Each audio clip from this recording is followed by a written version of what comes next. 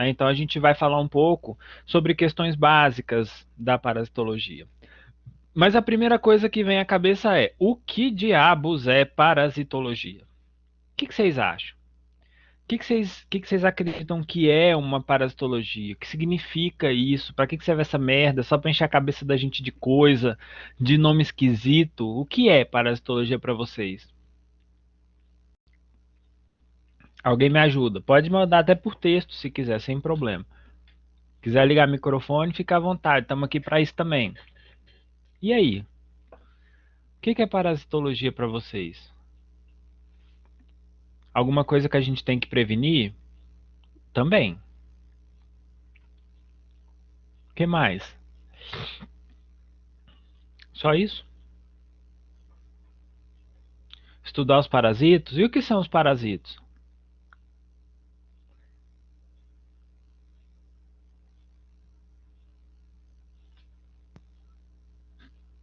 Então, olha só. Gente, vocês não me deixem no vácuo, não, tá? Eu vou caçar a alma de vocês. Eu anoto o nome de vocês. Ó, eu tenho um caderninho da capa preta. Vou mostrar aqui para vocês, ó. Tem um caderninho da capa preta. O nome dos meus alunos que não conversarem comigo nas aulas, eu vou anotar nesse caderno. Vou pôr debaixo da boca do sapo. Vou fazer uma macumba com galinha preta, com as garrafas de 51 e vou fazer macumba para vocês. Vocês não me deixem falando aqui sozinho, não. Então, beleza. Parasitologia. Parasitologia é uma ciência que estuda os parasitos, né? Eu trouxe aqui duas definições de dois parasitologistas muito famosos, que são o Luiz Hay e o David Pereira Neves, que estudaram, na verdade, né, que os dois já morreram, parasitologia humana. Eles são brasileiros, muito bons por sinal. E o Hay ele dizia o seguinte, que parasitologia é o estudo dos organismos que vivem em íntimo e estreita dependência de outros seres e que, quando tenham o homem como hospedeiro, podem causar doenças, né? É óbvio que ele colocou aí homem, porque ele é um parasitologista humano, né? Mas isso extrapola muito além do ser humano unicamente, né? Eu gosto mais dessa segunda definição, que é do Neves. O Neves ele diz o seguinte, que parasitologia, né, estuda a associação entre indivíduos de espécies diferentes. Isso é importante. Apesar da gente ter alguns alunos aí, né, alguns coleguinhas de sala que são meio parasito, né, fica copiando trabalho, copiando prova, não sei o quê, mas aqui, por definição, parasito, né, ou a parasitologia estuda esses indivíduos que são de espécies diferentes e onde existe lateralidade de benefícios. Isso que está em vermelho aí, ó, é extremamente importante. Indivíduos de espécies diferentes, onde existe opa, é quase um trava-língua. Onde existe unilateralidade de benefícios. Ou seja, o hospedeiro é expoliado pelo parasito, pois fornece abrigo e alimento para este. Então, a parasitologia, né, estuda essa relação de parasitismo, que biologicamente falando é a interação desses dois indivíduos de espécies diferentes, onde um sempre vai ser beneficiado, no caso o parasito, e o outro sempre vai sair prejudicado, no caso nós ou os animais que nós trabalhamos, tá? Então isso é parasitologia e é para isso que a gente estuda. O objeto do nosso estudo é chamado de parasito. Esses indivíduos, esses organismos, né, o grupo de indivíduos que praticam o parasitismo é chamado, ou é um substantivo masculino, e por isso a gente trata isso como parasito e não parasita. Parasitar com A no final é uma palavra que significa, é um verbo, né? Que o fulano de tal parasita bovinos, parasita equinos, mas esse grupo são chamados de parasitos, tá? Então vocês vão ver eu falando os parasitos, os parasitos, os parasitos, porque é um substantivo masculino. Mas para que a gente estuda essa merda? Alguém falou, Manuel, se eu não me engano, falou que é para prevenir. Mas por que a gente precisa prevenir contra isso?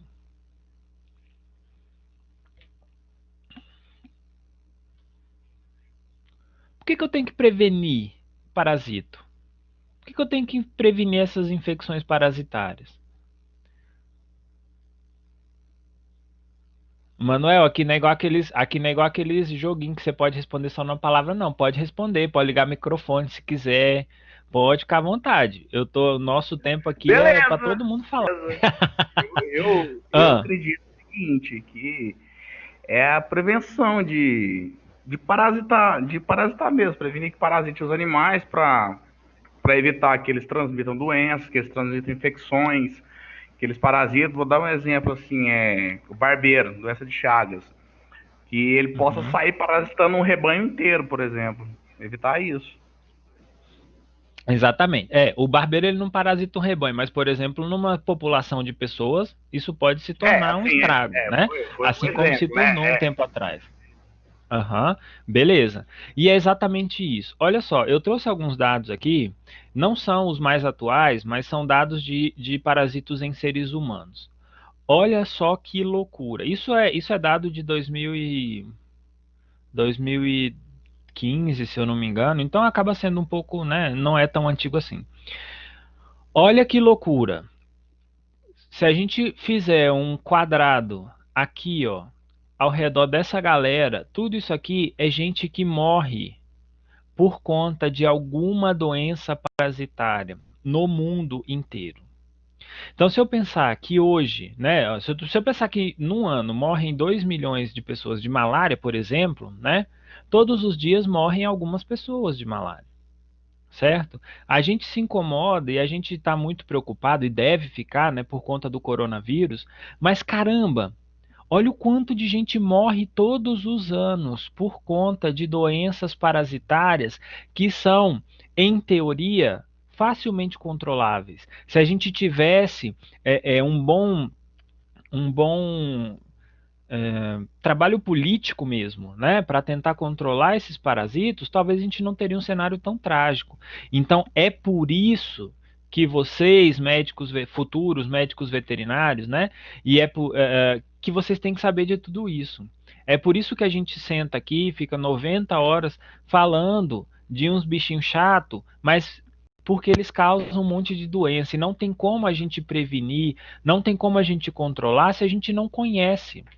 Um exemplo muito claro disso está aí batendo na nossa porta, coronavírus. Alguém conhecia ele? Não, ele veio e matou, tá matando ainda uma galera, porque ninguém conhece.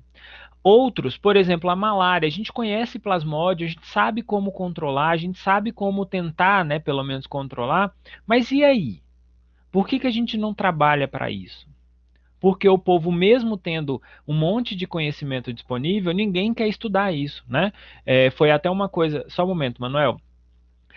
Foi até uma coisa que quando a gente reformulou a grade, né, a gente, a gente conversou muito, discutiu muito sobre isso no NDE, para tentar manter as cargas horárias das disciplinas básicas altas. Por quê? Porque se eu tiro uma carga horária de uma disciplina de parasito, eu compactuo para isso que vocês estão vendo aí na tela. Eu faço doenças que já não são conhecidas, eu não dou oportunidade para os alunos conhecerem. Vocês estão entendendo? Então, deem importância à parasitologia, à microbiologia, porque isso é a base para a maior parte dos casos clínicos que vocês vão se deparar na clínica, tá? É óbvio, tem doenças autoimunes, tem outras enfermidades que não são infecciosas ou parasitárias? Tem, mas isso é a minoria na clínica que vocês vão se deparar com certeza. Diga, Manuel. Essa é uma curiosidade. Eu nem sei, na verdade, direito, mas o por alto que eu sei. É, Uhum. o coronavírus veio, é o que falam, que um chinês comeu um morcego que estava infectado. No caso, ele se alimentou, ele ingeriu o morcego. Teria a probabilidade desse morcego, por exemplo, chupar o sangue de um bovino e alguém comer a carne do bovino e acabar sendo infectado, se gerar vamos falar assim, uma reação em cadeia. Não, eu não vou dizer nunca, né? Mas é muito pouco provável. Manuel e os demais. Lá naquele canal do YouTube que eu mostrei para vocês, tem uma palestra que a gente fez no semestre passado sobre coronavírus. E ele responde, né? A professora Fabiola, que trabalha com virologia, né? E ela está na comissão da UFG estudando coronavírus, ela fala até sobre isso. Não foi por ingestão, tá? O problema é muito maior do que isso. Na China eles comem muito animal vivo, comercializam muito animal vivo, macaco, cobra, escorpião, cachorro, não sei o quê, e aí isso pressionou a seleção. Mas isso aí é cenas de outros capítulos, tá? Vamos focar aqui nos nossos parasitos. Mas, Manuel, assiste lá a palestra. Na parte inicial, se eu não me engano, a professora Fabiola fala bem sobre isso, tá? Senão a gente gasta nosso tempo aqui todo. Beleza? Beleza, valeu. Fica o convite para vocês todos, tá, pessoal? Para quem não assistiu, a gente teve uma palestra com uma pesquisadora sobre coronavírus que foi muito bacana. Então, muitos desses mitos que o povo fica mandando no WhatsApp, não sei o quê, ela falou sobre bastante coisa e quem não assistiu, vale a pena, tá? Bom, e para a gente estudar parasitologia, a gente precisa tomar muito cuidado, não só na parasito, mas também na microbiologia, precisa tomar muito cuidado com alguns termos que são utilizados, né? O primeiro deles, e que eu acho que causa muita confusão na cabeça de todo mundo, né? Até porque a gente fica olhando, assistindo. Vou assistir lá o Jornal Nacional. Aí aparece lá que tantas pessoas estão contaminadas com coronavírus. Não é isso que o povo diz pra gente, né? Gente, pelo amor de Deus, contaminação e infecção são duas coisas bem diferentes, tá? Olha só, vamos focar primeiro nesse aqui, ó. Contaminação, tá? Quando eu falo contaminado, quando eu falo contaminação, eu me refiro a uma superfície, a um objeto inanimado, a qualquer outra coisa, alimento, bebida, isso tudo se contamina, né? O ar está contaminado, enfim, a palma da minha mão está contaminada quando eu pego lá num corrimão, quando eu, né, cumprimento uma pessoa na mão, isso é contaminação. É a presença de um agente infeccioso na superfície do corpo humano, do corpo do animal, de objetos, de alimentos, bebidas, qualquer coisa desse tipo, tá? O que a gente tem quando vai lá e inala um coronavírus, né? Vai lá e come uma carne contaminada com alguma coisa, a gente se infecta. Tá? Então, sempre que eu tenho a penetração, desenvolvimento, multiplicação de um organismo vivo dentro de outro organismo, de outro ser vivo, por exemplo, se eu tenho lá uma bactéria que infecta um mosquito, o mosquito se infecta e não se contamina. Certo? Então, se o organismo está dentro, causando doença ou não, mas ele está lá dentro, se desenvolvendo, se multiplicando, ou simplesmente está lá paradinho de boa, eu digo que o animal, o mosquito, qualquer organismo vivo está infectado, tá? Então, por favor, tenham muito cuidado, porque é feio. Para quem trabalha na área, escutar, né? Tem gente que não tá nem aí, mas assim, o meu ouvido dói quando eu vejo um apresentador de jornal, ou um médico, pior ainda, um médico, né? Um pesquisador falar que a pessoa se contaminou. Pelo amor de Deus, a pessoa se infecta, tá? Beleza? Uma outra questão também causa bastante confusão é a diferença entre patogenicidade e virulência. Patogenicidade é quando a gente se refere à probabilidade de um agente causar ou não doença. Tem a ver com qualitativo. Ou seja, se eu disser que, por exemplo, babésia é patogênica, eu estou falando que esse protozoário ele consegue causar doença uma vez que o animal está infectado, certo? Isso quer dizer patogenicidade. Eu não consigo quantificar a gravidade da doença. A gravidade da doença, uma quantificação disso, tem a ver com virulência.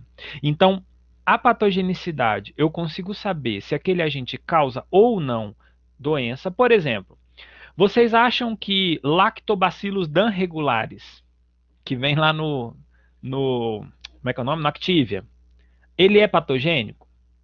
Não. Por que ele não é patogênico? Porque a pessoa toma aquilo para regular a flora intestinal, não é isso? Minha esposa tomava isso lá para funcionar como um reloginho, né? Então, se não causa doença, não é patogênico. Então, isso é qualitativo. Causa ou não causa.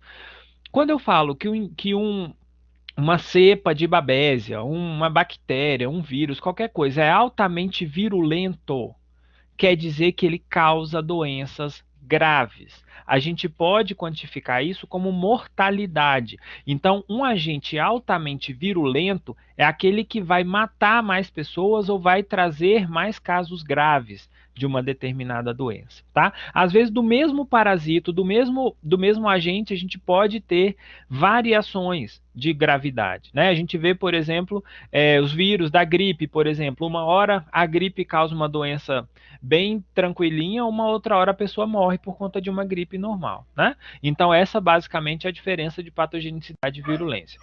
Esses termos eu estou trazendo aqui porque a gente vai usar eles, né, no decorrer da disciplina, e eles não são sinônimos, tá? Cada um significa uma coisa diferente. Outra coisa, pessoal, se eu estiver falando rápido, quiserem que eu volte, paro, respiro, vocês me avisem, que senão eu vou tocando o barco, tá? Beleza? Outra coisa, sinais clínicos e sintomas. Isso também é uma outra coisa que é bem. O povo confunde muito. O que é sinal clínico? É tudo aquilo que eu vejo, tudo aquilo que eu percebo. Eu consigo, por exemplo, mensurar a temperatura, eu consigo aferir temperatura, eu consigo pesar um animal para saber se ele emagreceu ou não, eu consigo ver, que mais?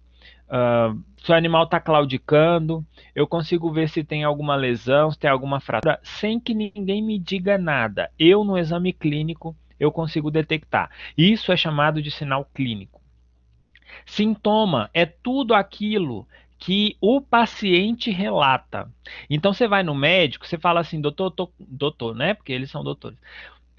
Doutor, eu tô com a minha cabeça doendo, o meu dente dói, eu tô com uma dor na barriga, eu tô com não sei o que. Isso é sintoma. O médico, se você não disser que dói a cabeça, ele não vai saber, certo? Então, quando eu me refiro a um animal, quando eu sou veterinário, exceto o Dr. Dolittle, que fala com os animais, a gente não sabe, não enxerga sintoma no animal. A gente enxerga sinal clínico.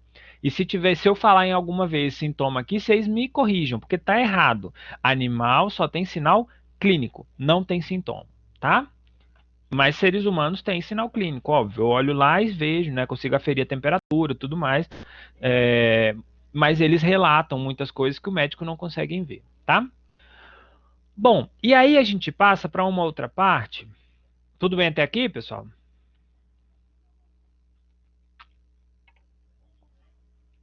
Beleza. Então a gente passa para uma outra parte que também é muito interessante, muito importante e é básico para vocês entenderem bem a parasitologia veterinária, que é a classificação dos parasitos. Tá? Então os parasitos, né, são diversos. Nem se a gente ficasse aqui um semestre inteiro com 150 horas a gente conseguiria falar de todos. Mas eles têm diversas classificações que ajudam a gente a agrupar esses parasitos, né? Segundo o local de parasitismo, segundo o tempo de duração desse parasitismo, requerimento de uma vida parasitária ou não, especificidade, tipo de ciclo biológico, hábitat, classificação zoológica, enfim, eles são classificados de diversas formas, tá? Vamos falar um pouquinho sobre cada uma dessas classificações, porque é importante para que vocês se situem durante a disciplina. Primeiramente, nós podemos dividir os parasitos em dois grandes grupos. Os endoparasitos, que são esses que estão na esquerda. Eu estava falando ontem, né? Uma coisa que eu acho triste da gente não estar pessoalmente é que eu mostro o intestino desse aqui cheio de toxocara e eu não vejo a cara de vocês fazendo nojo, né? Tem gente que olhava para baixo, assim, faz cara de nojo, parece que vai vomitar dentro da sala, mas é a coisa mais linda essas fotinhas, né? Então, essa é uma coisa que eu acho triste também dessa aula virtual. Mas tudo bem. Então, aqui a gente tem endoparasitos, são todos aqueles parasitos que se situam no interior do organismo do hospedeiro. Então, eumintos, protozoários, né? Dentro dos eumintos a gente tem nematóides, trematóides, cestoides, todos esses são classificados como endoparasitos, porque eles parasitam, se localizam, se albergam, se alimentam na parte interna do organismo. seja dentro de algum órgão, seja dentro do sangue, seja, enfim, em qualquer lugar, endoparasita. Agora, aqueles parasitas que ficam na parte externa ao corpo, no tegumento, né, na pele, esses são ditos ectoparasitos. Quem são esses? Os carrapatos, os piolhos, as pulgas, as sarnas, todos esses que ficam na parte externa, incluindo aquelas sarnas que são cavadoras, escavadoras, né, que formam galerias, como é o caso de Sarcoptes scabi, todos eles são considerados ectoparasitos. Beleza, então a gente tem a primeira classificação, endo e ectoparasitos. Além disso, a gente pode classificá-los como segundo a duração do parasitismo. A duração do parasitismo a gente separa eles em 3 grupos. Aqueles que são periódicos ou provisórios. O que são os periódicos ou provisórios? São aqueles que passam somente uma fase, mas uma fase inteira, do seu desenvolvimento no hospedeiro. Então, por exemplo, se eu penso nos ectoparasitos, que nós falamos lá em agentes infecciosos e parasitários, nós temos as larvas causadoras de miíases, né? As causadoras de bicheiras, como, por exemplo, a larva do berne, a larva de Cochleomyia minivorax, né? Todas essas parasitam o indivíduo somente na fase de larva, ficam lá um tempo, quando vão se tornar pupa para se transformarem em adultos, eles saem dali e vão caçar seu rumo, tá? Então, isso é o que a gente chama de parasitos provisórios. Eles ficam ali uma parte da sua vida e depois vão-se embora. Os eumintos também têm essa característica, né? Muitos deles, nematóides sobretudo, passam uma parte da vida, né? A principal fase da vida no hospedeiro, mas tem uma parte de desenvolvimento no solo. Muitos deles têm isso também, tá? Alguns outros são ditos permanentes, né? Os parasitos permanentes são aqueles que estão o tempo inteiro, passam toda a sua vida, todos os seus estágios de vida sobre o mesmo hospedeiro. Não desce ali para nada, é o bicho mais preguiçoso do mundo, né? Então ali a gente tem ácaros causadores. Ó, o Yuri querendo ganhar nota de graça. Depois a gente fala disso aí, Yuri.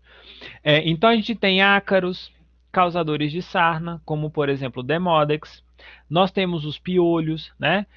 Todos esses, eles nascem, igual aquele negócio que a gente anda criança, né? Nasce, cresce, reproduz e morre. Tudo no mesmo hospedeiro. Isso são parasitos permanentes. E existem outros que são ditos parasitos temporários ou intermitentes. Esses parasitos intermitentes, diferente do provisório, que passa toda uma parte da vida lá parasitando, os intermitentes eles vão lá para se alimentar. Então ele vai lá, exemplo clássico disso são os mosquitos e as moscas hematófagas, né? Vivem lá no ambiente, no tempo, né, na instalação, né, mosquito embaixo da mesa, em tudo quanto é canto, e aí eles vão lá e se alimentam quando eles precisam de sangue, certo? Então esses são ditos parasitos temporários ou intermitentes, que eles vão no hospedeiro e voltam, e só usam ele para se alimentar, tá? Beleza?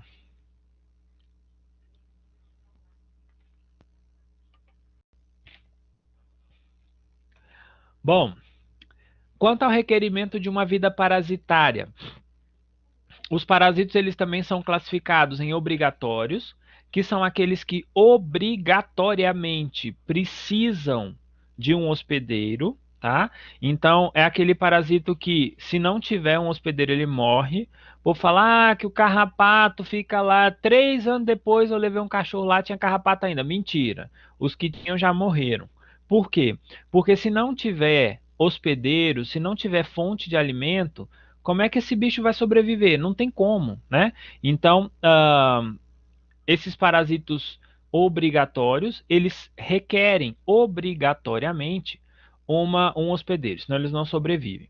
Aqueles que são ditos facultativos, eles conseguem fazer um ciclo de vida livre e um ciclo de vida parasitária. Então, se tem parasito, se tem hospedeiro, beleza, vou lá, parasito, ótimo, obrigado. Se não tem, ele vai desenvolver a sua fase, o seu ciclo todo no ambiente. Como mentira. O doido aqui, né? Eu vi a mensagem da Cristina. A Cristina falou que já ouviu que um carrapato vive até 10 anos fora do animal. Isso é a mentira mais. Me dói até o ouvido, na verdade o olho, né? De ler um negócio desse. Pelo amor de Deus, não vive não, tá? Um carrapato, ele pode viver aí, dependendo da espécie, né? Ele pode viver até 2 anos no ambiente, mas 10 anos nunca, tá? E outra coisa, se ele fica lá até 2 anos, né? Por exemplo, o amblioma pode ficar até 2 anos, mas ele vai perdendo a capacidade de fixação no hospedeiro, certo? Ele vai perdendo o vigor. Então ele vai ficando cada dia mais fraco, a chance dele conseguir parasitar vai diminuindo gradativamente. 10 anos só se for o meu super carrapato. Talvez ele viva uns 150 anos, né? Mas se não for o meu super carrapato, vive não, tá? Gente, eu nem mostrei para vocês. Depois eu vou mostrar. Vou deixar até aqui em cima para eu mostrar. Eu tenho um carrapato novo. A minha esposa fica querendo dar meus carrapatos para minha cachorra. E dá vontade de matar minha esposa. Tem hora. Se vocês quiserem, eu tô leiloando a minha esposa. A cachorra não, mas a esposa, tá? Eu passo pra frente, porque ela fica querendo desfazer dos meus carrapatinhos, gente. Onde já se viu? Ela tá aqui me escutando, me encarando com uma cara de eu vou te matar mais tarde, mas tudo bem. Então, pois é. É desse jeito. Quem nunca quis matar o cônjuge nunca teve casamento. É verdade, né? Vem que tá quentinho, né, Jéssica? Não, casa que é bom, gente. Casa. É bom, é ótimo. Morrer queimado é melhor. Tinha uma orientadora minha que falava assim, né? Não, gente, casar é bom demais, mas já experimentaram morrer queimado? É muito melhor, né? É desse jeito.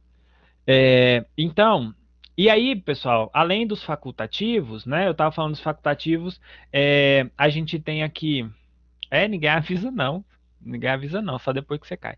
Os facultativos, a gente tem um exemplo bem claro. A gente vai falar sobre o Strongyloides stercoralis mais para frente, né? Ele é um caso desse que é facultativo, ele faz ciclo no ambiente e também no hospedeiro, né? Mas também a gente viu no semestre passado as moscas da família Sarcophagidae, né, que são moscas necrófagas. Elas se alimentam de matéria orgânica, de cadáveres e tudo mais, mas elas também parasitam, né, causando miases secundárias. E aí, por fim, a gente tem aqueles parasitos que são acidentais, ou seja, acidentalmente eles parasitam uma ou outra espécie que não são a preferida deles, mas não tem tu vai tu mesmo, né? Então, um exemplo é Dipylidium canino, né, que parasita cães, mas eventualmente parasita crianças, né? A gente tem outros, por exemplo, Toxocara, canis, ancilóstoma, que são parasitos de animais que eventualmente, acidentalmente, parasitam também seres humanos e por aí vai, tá? A gente tem vários desses parasitos que podem se tornar acidentais também, tá? Normalmente, a maioria deles tendem a ser muito específicos com relação ao hospedeiro. Então, quando ele encontra um hospedeiro que não é o que ele prefere, ele pode fazer esses ciclos acidentais que são extremamente malucos, tá? Bom, e aí a gente também tem, né, principalmente os artrópodes classificados como vetores, né? A gente tem duas classificações de vetores, os vetores que são ditos biológicos, que são aqueles onde há desenvolvimento e multiplicação do parasito dentro dele, né? Então, por exemplo, os barbeiros, os carrapatos,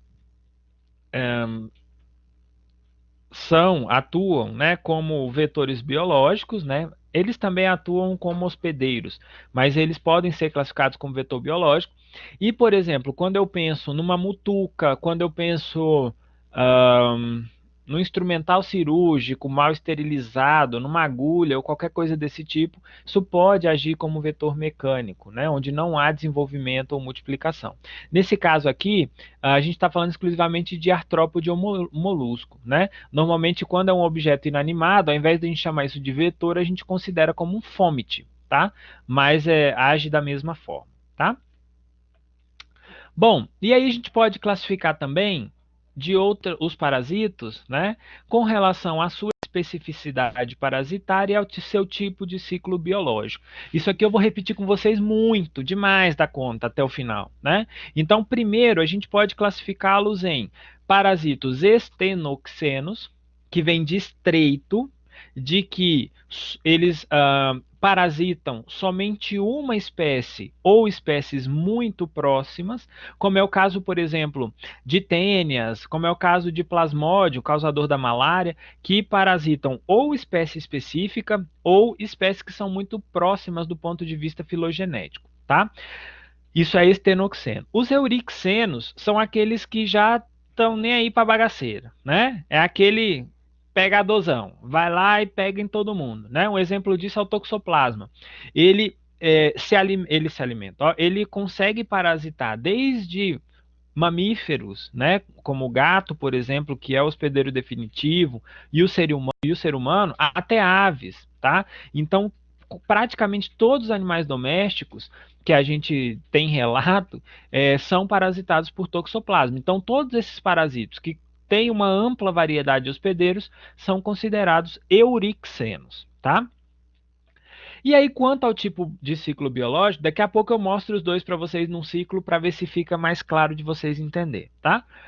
E quanto ao tipo de ciclo biológico, eles são classificados de duas formas: monoxenos ou heteroxenos. Monoxenos são aqueles que só precisam de um hospedeiro, tá?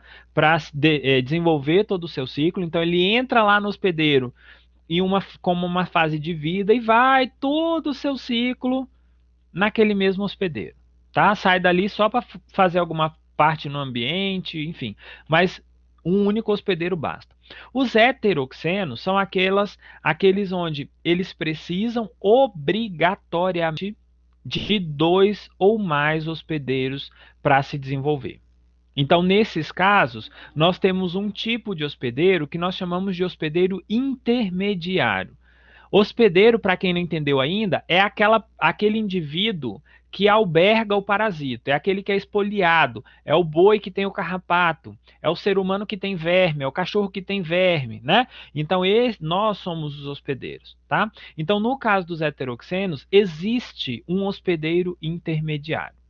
Professor, mostra para mim uma foto para eu entender. Tá bom, mostro. Olha só. Aqui eu tenho um ciclo de tênia, a gente vai ver ele bonitinho lá mais para frente, tá? Aqui eu tenho um ser humano, que é um hospedeiro chamado hospedeiro definitivo. Daqui a pouco a gente vai falar um pouco sobre isso. E esse hospedeiro, que é a vaca, que é um hospedeiro intermediário. Esse tipo de ciclo, ele pode ser classificado como heteroxeno, ou ele é classificado como heteroxeno. Por que que esse ciclo é classificado como heteroxeno? Quantos hospedeiros eu tenho? Um, dois hospedeiros, tá? Então, se eu tenho dois hospedeiros, esse ciclo ele é heteroxeno. Beleza. E eu estou falando para vocês que esse ciclo é estenoxeno. O que que é um ciclo estenoxeno?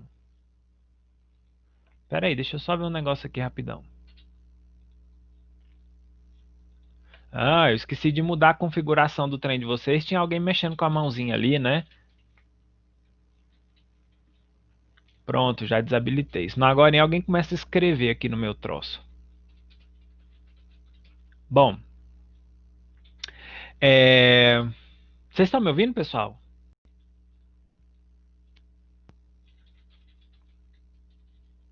Tudo beleza? Tudo sob controle? Boa. Então, beleza. Então, esse ciclo, né, ou esse parasito, ele é considerado heteroxeno porque tem dois hospedeiros obrigatoriamente, né? E ele é específico demais.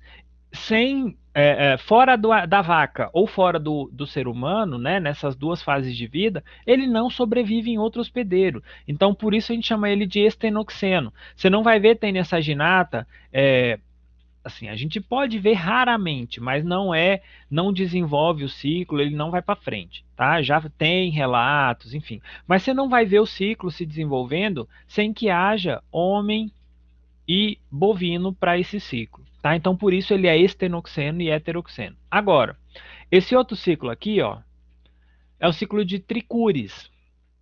Tricúris é um gênero que, olha só, o tanto de gente que ele parasita.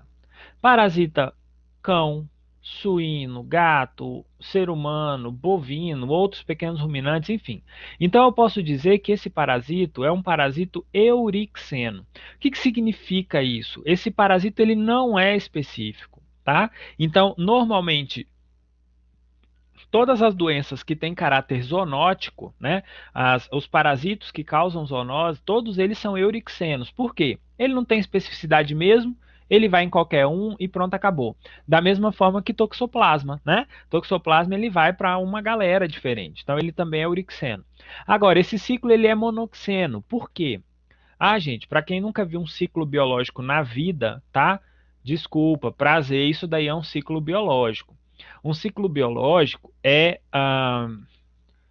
como acontece a vida, a reprodução, as fases pela qual o parasito passa por toda a sua vida. A gente vai estudar isso demais aqui, né? O objetivo da nossa disciplina é conhecer bem esses parasitos. Então, se familiarizem com esse tipo de esqueminha aqui, ó, vocês vão ver muito esse negócio, tá? Bom, então aqui a gente tem, ó, se vocês observarem, eu tenho a ingestão de ovos, né, por hospedeiros suscetíveis, e dentro desse hospedeiro vai acontecer todo esse ciclo sem que o parasito precise sair daí de dentro, né? Então, diferente aqui, ó, vou voltar no outro, eu tenho o parasito saindo da vaca e indo para o homem, saindo do homem e vindo para a vaca, né? Por isso é um ciclo heteroxeno. Aqui nesse outro ciclo, não. Eu tenho ele entra, por exemplo, nesse cachorrinho aqui, ó, e o cachorro vai fazer cocôzinho lá e vai sair ovo nas fezes dele. Então, isso é um ciclo monoxeno. Ele não precisa de mais de um hospedeiro para se desenvolver. Somente passando lá, vai lá no único hospedeiro, ele faz todo o serviço, tá? Depois a gente vai entender direitinho como que funcionam esses ciclos. Tudo bem até aqui, pessoal? Tudo? Beleza. Aí a gente tem uma outra classificação. Essa classificação é mais chatinha, é mais. é, não sei como que eu defino, mas é uma classificação zoológica. É uma classificação internacional, tá? Todos os seres vivos são classificados dessa forma, com nomes científicos, tá? E vocês vão ver que a gente vai usar muito isso aqui, né? Sobretudo os nomes de espécies, ó. Se vocês olharem nesse exemplo que eu dei aqui, ó, vocês repararam, esse tricúrio está em itálico, apesar de às vezes não aparecer muito claro, né? Mas esse tricúris aqui está em itálico. Por quê? Alguém, né, um grupo ou vários pesquisadores ao redor do mundo entenderam que os organismos vivos, todos eles tinham que ser classificados de uma forma que, se está no Brasil, se está na China, se está na Índia, se está na Argentina, todo mundo vai saber que bicho é, né? Então, eles acabaram derivando essas palavras todas do latim, né? E todos os indivíduos, eles são classificados em nomes binomiais de espécie, né? Mas essa classificação, ela segue uma norma, não sei se vocês estudaram isso no ensino médio, né? A gente chama popularmente, geralmente em professor de cursinho, essas coisas, né? O povo fala do tal do reficofage, não sei se vocês já viram, né? Todo mundo, todos para quem teve aula comigo, eu falei disso para vocês também, né? Reficofage é uma sigla para a gente lembrar bem, né? De reino, filo, classe, ordem, família, gênero, espécie. São as 7 classificações principais que a gente tem dentro da nomenclatura zoológica, tá? Eu costumo dizer o seguinte, que o reino acaba sendo essa classificação, né, ela vem de uma questão menos específica até uma classificação mais específica, certo? Então, por exemplo, eu costumo dizer, vou classificar, sei lá, deixa eu pegar alguém aqui de bode expiatório, a Cristina. Vou classificar a Cristina para dar um nome para ela. Hoje, a Cristina chama, deixa eu ver o nome da Cristina, deixa eu colar aqui, Cristina Pimenta, tá? Mas até chegar na Cristina Pimenta, eu tenho lá, por exemplo, no reino, os seres humanos inteiros do mundo. Todo mundo é parecido com ela, né? Tem uns mais altos, uns mais baixos, uns mais morenos, uns mais, né, dos olhos puxados e tal. Então, quando eu falo de reino, eu falo de uma coisa ampla. Quando eu falo de reino, eu falo de uma coisa muito inespecífica. Agora, quando eu vou especificando ou reduzindo, afunilando isso, pensa, ó, no reino Animalia, por exemplo, nós humanos somos classificados dentro do reino Animalia. Um mosquito também é. Mas e aí? Nós somos iguais a um mosquito? Não. De lá para cá, a gente vem tendo pequenas divisões. Então, o filo já começa a dividir. Por exemplo, o mosquito vai para o filo artrópoda. A gente corre para outro filo. Então, no filo artrópoda, eu tenho ácaros, que são organismos de membros articulados. Certo? Vocês estão me escutando, pessoal? Parece que a minha internet está meio ruim. Tá, beleza. E aí a gente vem especificando isso. Então, olha só, eu vou mostrar um exemplo. A gente tem reino Animalia, onde todos os animais estão incluindo, inclusive o tal do Aedes aegypti, certo? Nós não nos parecemos com ele.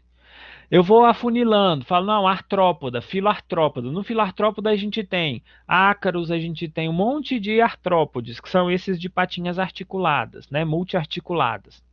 Beleza, dentro do filartrópode eu preciso separar, senão não chego no Aedes aegypti nunca.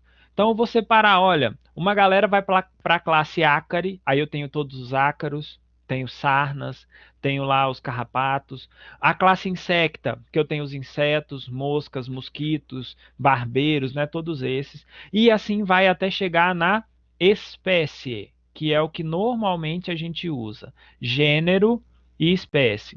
Normalmente o nome ele é binomial, ou seja, são dois nomes. O primeiro sempre vem maiúsculo. Opa, eu escutei minha voz aí na de alguém.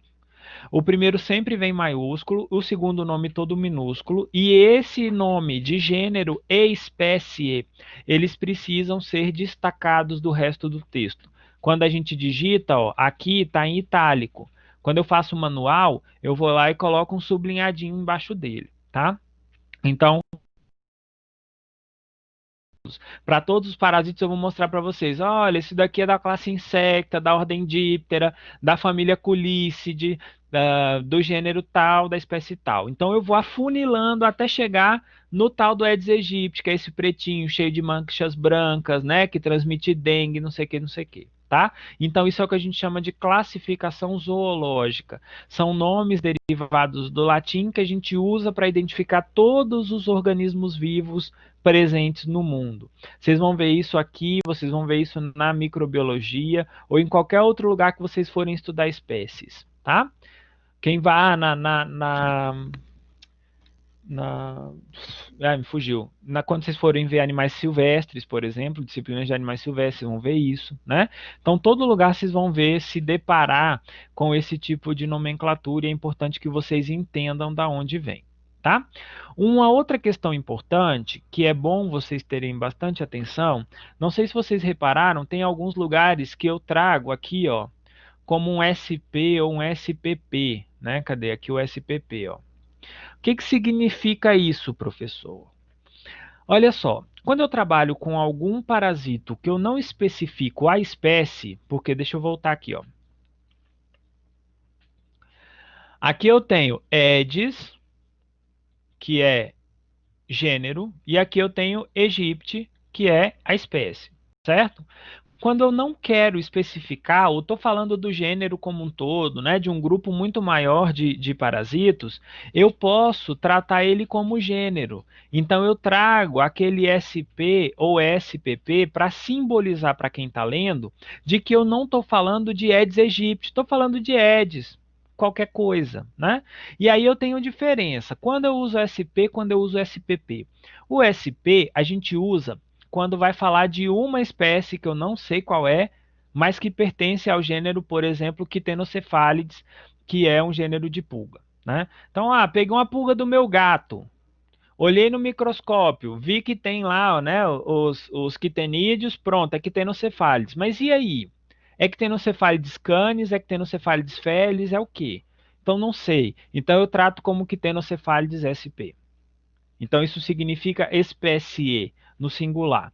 Quando eu vou falar de um grupo de espécies dentro do gênero, por exemplo, estou falando lá que os parasitos de bovinos, e aí eu cito Tricostrongylus. Tricostrongylus é um gênero que parasita ruminantes, onde eu tenho uma diversidade de parasitos, Tricostrongylus axi, Tricostrongylus columbriformes, enfim, tem uma galera.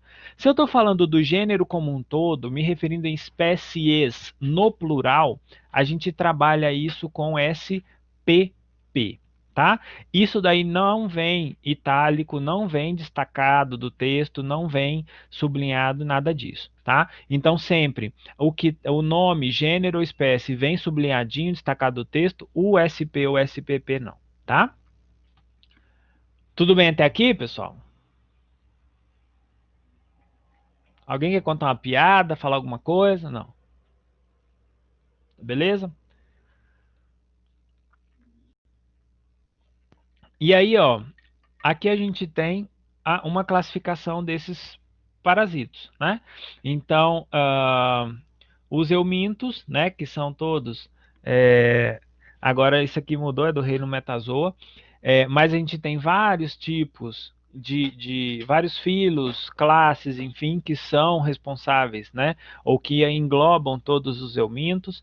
Os protozoários, que pertencem ao reino protista, sub-reino protozoa, tá? E aí a gente tem uma galera aqui dentro também que causam infecções teciduais, infecções no sangue e tudo mais.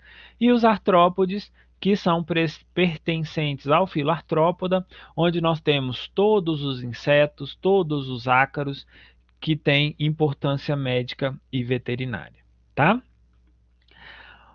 Beleza? Uma outra classificação que a gente tem é a classificação do hospedeiro. Então, eu posso classificar também os hospedeiros de acordo com a posição que eles ocupam dentro do ciclo biológico. Então, esses hospedeiros, né, nós que albergamos parasitos, nós podemos ser hospedeiros finais ou definitivos, ou ainda sermos classificados como hospedeiros intermediários. Qual que é a diferença? Pelo amor de Deus, aprendam isso, anotem aí, bota uma estrela, pinta de vermelho. Isso aqui é extremamente importante, porque a gente vai falar muito nos ciclos, hospedeiro definitivo, hospedeiro intermediário, e vocês precisam entender qual é a função de cada um dentro do ciclo. O hospedeiro final ou definitivo, que é esse primeiro, é aquele hospedeiro que alberga as fases do parasito onde há estágios sexuais, onde o povo lá dentro faz reprodução sexuada, tá? Então isso é um hospedeiro definitivo. Então, por exemplo, se no caso da tênia, né, que é o que está exemplificado aqui nesse ciclo, o homem alberga a fase adulta da tênia e lá dentro tem reprodução sexuada, o homem é hospedeiro definitivo. Mas além disso, se é um protozoário, por exemplo, que não tenha reprodução sexuada, né, ou enfim, qualquer outro parasito que tenha dois hospedeiros, mas que não faça reprodução sexuada, aí a gente vai por uma outra classificação. Qual é a parte mais importante do ciclo de ponto de vista do homem? Então aí a gente tem essa classificação. Se do ponto de vista do homem, a parte mais importante for no próprio homem, o homem é o hospedeiro final ou definitivo, tá? Então normalmente, e outra coisa, né? Se a fase adulta do parasito está no hospedeiro, é porque aquilo ali é hospedeiro final ou definitivo. Tá? No caso do hospedeiro intermediário, é aquele que ele é essencial para o ciclo. Então, por exemplo, nesse ciclo aqui, sem essa vaquinha, não aconteceria ciclo de tênia saginata, mas ela não é requerida por todos os estágios do parasito. Normalmente, o que fica aqui no hospedeiro intermediário é aquela fase onde não é reprodução sexuada, né, onde os parasitos se multiplicam por reprodução assexuada, ou quando esses parasitos estejam em fases mais jovens, em fases imaturas, como é o caso aqui que a gente tem o cisticerco, que é uma espécie de larva que fica encistado na musculatura, tá? Então, basicamente, essa é a classificação desses hospedeiros em hospedeiro final e definitivo, ou definitivo, né? E hospedeiro intermediário, tá? Então, isso daqui, ó, é um ciclo heteroxeno. Num ciclo heteroxeno a gente tem isso. No monoxeno não, porque a gente só tem um hospedeiro, né? Beleza? E aí, pessoal, eu trouxe aqui também, ó, um, um basicão, digamos assim, de como acontece o desenvolvimento dos parasitos ou dos principais grupos, né? Então aqui a gente tem insetos, carrapatos e eumintos. Percebam que as fases de vida entre eles muda e muda, às vezes não muda tanto, mas muda é considerável, né? Primeiro, quando eu comparo os insetos, né? O ruim é esse negócio era para aparecer um de cada vez, mas aqui no portal não tem como fazer, então apareceu tudo de uma vez, né? Aqui nesse caso, ó, eu tenho insetos que são hemimetabólicos ou holometabólicos. O que significa isso? Esses insetos, eles têm características de vida diferentes e se desenvolvem de maneira distintas. Os hemimetabólicos, que são esses primeiros aqui, ó, deixa eu circular eles aqui. Os hemimetabólicos, eles têm apenas 3 fases: ovo, ninfa e adulto. Qual que é um detalhe importante aqui? Os hemimetabólicos, eles passam por um tipo de metamorfose que a gente chama de metamorfose incompleta. O que significa isso? A ninfa, quando ela nasce, ela vai nascer muito semelhante ao adulto, morfologicamente falando, e quando a gente pensa no hábito alimentar, no hábito de vida, eles são muito semelhantes também. Então, por isso a gente chama de metamorfose incompleta. Esse parasito ele nasce praticamente do mesmo jeito que ele vai ser quando ele for adulto, tá? Já os insetos que são ditos holometabólicos são aqueles que têm fases de ovo, larva, pupa e adulto. O que muda? Isso aqui, ó. Esses parasitos têm um tipo de metamorfose, né, um tipo de transformação que a gente chama de metamorfose completa. É o que um exemplo claro disso são as lagartas que se transformam em borboletas, né? Isso todo mundo conhece.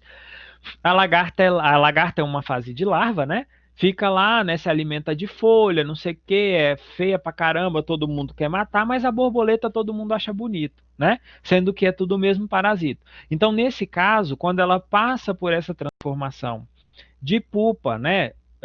Primeiro de larva para pupa e depois de pupa para adulto, a pupa faz toda essa transformação e é lá que a larva se transforma em borboleta, tá? Então isso é o que a gente chama de insetos holometabólicos, tá?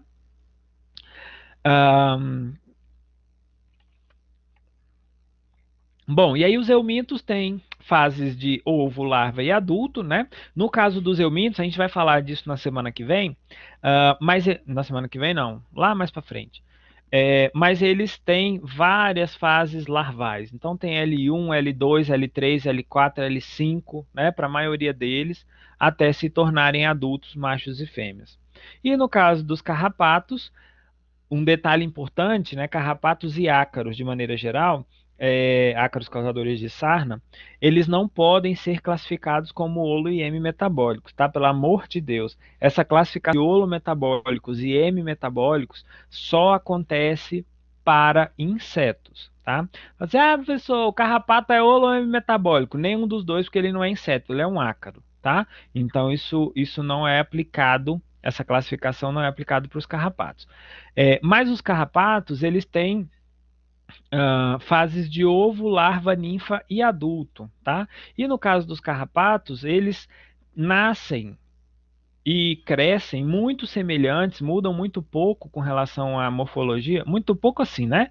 Eles mudam bem de tamanho, desenvolvem um par de patas a mais de larva para ninfa, né? Desenvolvem características sexuais, mas eles normalmente que linfa, doido. Mas eles normalmente não mudam muito, não. Que linfa, ô Yuri?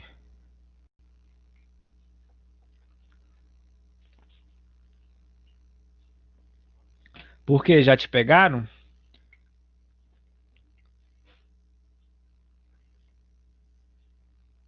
Ah, eu fiz, é mesmo. Fiz, tá vendo, né?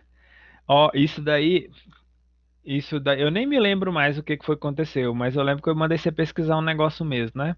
Tudo bem, tá vendo? Quando pesquisa, vocês aprendem. Ótimo.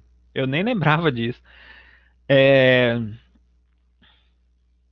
Bom, e outra coisa, pessoal. Vocês vão ver que uma hora eu falo estagio e outra hora eu vou falar estádio. Qual que é a diferença básica? Cada um dessas fases, ó, ovo, larva, ninfa e adulto, cada uma dessas fases é um estágio. São fases de vida completamente diferentes uma da outra, tá? Quando a gente fala estádio com D, como estádio de futebol, a gente está falando de diferentes fases evolutivas dentro da mesma fase. Como assim, professor? Os eumintos, por exemplo, eles têm L1, letra maldita, L2, L3, L4, L5. Então, cada uma dessas fases, ou dessas subfases, digamos assim, da fase de larva, é chamada de estádio. Então, vocês vão ver que uma hora eu vou falar estádio, outra hora eu vou falar estágio e por aí vai, tá? Bom, entendido isso aqui, pessoal? Ficou claro essas fases? A gente vai falar mais sobre os eumintos todos e tudo mais. E tem fase também por exemplo, dos protozoários, cada protozoário tem um tipo de fase de vida diferente. Então vocês vão ver que isso se aplica só aqui para os eumintos, insetos e carrapatos, né? Para os protozoários é meio que um mundo à parte, tá? Estágio. Estágio são os estágios de ovo, larva, ninfa e adulto, Cristina. Então, cada fase de vida é um estágio diferente, certo? Até aí, acho que beleza, né? Então, os eumintos têm o estágio de ovo, tem o estágio de larva e o estágio adulto. Beleza. Só que o que que acontece? Se eu for pensar nos eumintos, dentro desse estágio de larva, eu tenho 5 estádios ou 5 subetapas, 5 fases intermediárias, são todas larvas, mas cada uma tem uma característica diferente. Então, isso é chamado de estádio, certo? Então, dentro dessa fase de larva, eu tenho vários estádios diferentes. Quando a gente estiver falando de eumintos e tudo mais, provavelmente você vai entender. Então eu tenho lá L1, L2, L3 que fica no ambiente, depois é ingerido, vai L4, L5 no hospedeiro e por aí vai, né? Então essas são a principal diferença, certo? Bom, e aí, pessoal, a gente tem uma coisa importante é que esses parasitos e esses hospedeiros, eles estão o tempo inteiro em guerra, né? O animal, ele pode ser saudável portando um parasito? Pode. O animal pode adoecer portando um parasito? Pode também, e muitas vezes vai, tá? Porque isso depende muito de vários fatores. Primeiro, depende de fatores relacionados ao próprio parasito. Então, um único carrapato, por exemplo, não vai causar problema, certo? Um parasito muito pequeno, ele vai causar muito menos problema do que um parasito grande, né? A localização também é importante. Por exemplo, um parasito que está no intestino causa muito menos problema do que um parasito que está no sangue, que está no pulmão, no rim, né? E por aí vai. E depende mesmo do próprio parasito, qual que é a virulência dele, como é o metabolismo dele, né? Então tudo isso interfere para que haja, né? Para que essa balança pese para um lado ou para o outro. Lutando contra isso, a gente tem todos os fatores relacionados ao hospedeiro. Então, células, respostas imunicelular, né, através das células efetoras, macrófagos, T citotóxicos, T helper, não sei o que mais, né? Respostas do hospedeiro com secreção de citocinas, né, respostas inflamatórias e tudo mais, ou outros fatores, né? A gente tem espécies, por exemplo, que são mais resistentes ou mais menos suscetíveis a uma ou outra infecção, né? Depende do sexo, também pode ter variações. Por exemplo, raças de bovinos de leite, europeias, perdão, né? Raças europeias de maneira geral são muito mais suscetíveis a carrapato e a doenças transmitidas por carrapato do que os animais taurinos, do que os animais zebuínos, né? Que tendem a ser mais resistentes, enfim. Então é um abrigo o tempo inteiro. Se o hospedeiro não consegue vencer o parasito, a gente tem o parasito ganhando e aí a gente tem a doença e pode ser que haja morte desse indivíduo.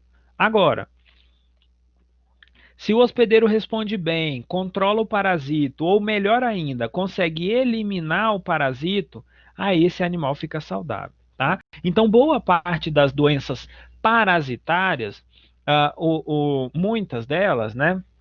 Elas acabam sendo benignas. Ou seja, o animal tem lá, fica com aquilo, não tem sinal clínico nem nada, né? Para os animais de produção, essas infecções benignas, entre aspas, acabam sendo mais uma fonte de prejuízo silencioso, né? Que a pessoa não sabe que o animal está doente, não trata, não toma nenhuma atitude, e o animal vai perdendo, deixando de ganhar peso ou perdendo peso ao longo do tempo, e aí vai tudo para as cucuia, né?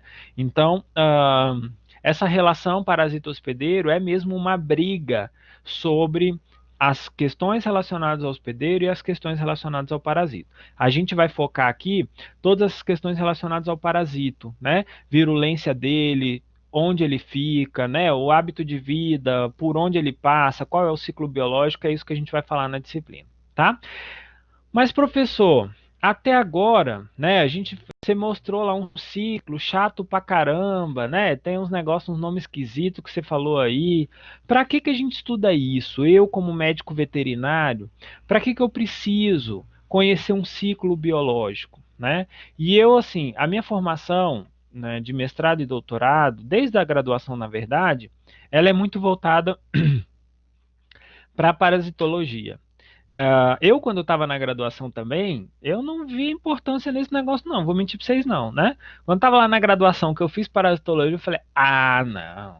Ficar decorando esses nominhos, a gente não vai usar isso mais nunca na vida da gente, né? É bem assim que a gente pensa. Até muita gente falou, quero passar, né? É o que todo mundo quer. Passar na disciplina, acabou, tchau, joga aquele material fora e vida que segue. Mas, como eu já disse, boa parte das afecções, boa parte do que vocês vão ver na clínica, de grandes, de pequenos, boa parte do que vão ver nos concursos públicos eu vou fazer concurso público para o mapa, precisa de parasito e microbiologia também. Vou fazer um concurso para a prefeitura, vai cair parasito e micro. Preciso fazer um concurso para qualquer que seja, né? Você vai precisar, se é para médico veterinário, cai, despenca, né? Tive a oportunidade de fazer alguns concursos e, por exemplo, tênia, cai pra caramba, toxocara, toxoplasma, babésia, esses parasitos que causam muito prejuízo, que afetam a saúde pública, por exemplo, eles são alvo, né, de tudo quanto é coisa. Mas além disso, né, eu não posso pensar só, vai cair no concurso, né, vai cair na prova, tem que estudar. Não, nós médicos veterinários, nós somos, eu diria, que talvez o mais importante profissional da área da saúde, né? Óbvio, não desmerecendo os médicos, mas a gente faz essa ligação entre, né, os nossos animais que são utilizados para a produção de alimentos, que são utilizados como companhia ou como esporte, qualquer que seja o animal, né? A gente faz essa ligação com o ser humano e a gente tem uma relação muito próxima. Boa parte dessas afecções que a gente vai falar aqui são zoonóticas. Então, são transmitidas ou podem ser transmitidas do homem para o animal e vice-versa. Então, nós precisamos saber, até porque a gente está incluído, né, no grupo da saúde pública, tanto é que agora na pandemia, convocaram os veterinários, então a gente precisa dar a devida importância para isso, né? E para que a gente estuda todos esses ciclos? Para interromper o ciclo. Se eu quero acabar com a doença, se eu não quero mais ter leishmaniose, doença de Chagas ou qualquer outra coisa, eu preciso conhecer isso para saber aonde que eu vou atacar esse bicho. Se eu não conheço um flebotomínio, por exemplo, se eu não sei o que é um flebotomínio, eu vou querer controlar, por exemplo, leishmaniose tirando reservatório de água da minha casa. Não é lá que ele vive, certo? Então é isso que eu queria deixar para vocês hoje. Estudem bastante, né? É uma disciplina básica, é uma disciplina muito teórica, mas é importantíssimo para o resto da vida de vocês, tá? Se alguém tivesse me avisado disso antes, talvez eu não tinha sofrido tanto depois para estudar isso, né? Mas é o que o Manuel falou. Numa guerra, a melhor estratégia é você conhecer o inimigo, né? E é isso mesmo. A gente precisa conhecer muito bem com o que a gente está lidando e a partir daí traçar estratégias para prevenir, controlar e, quem sabe, erradicar alguma dessas doenças parasitárias, tá bom? Beleza, meu povo?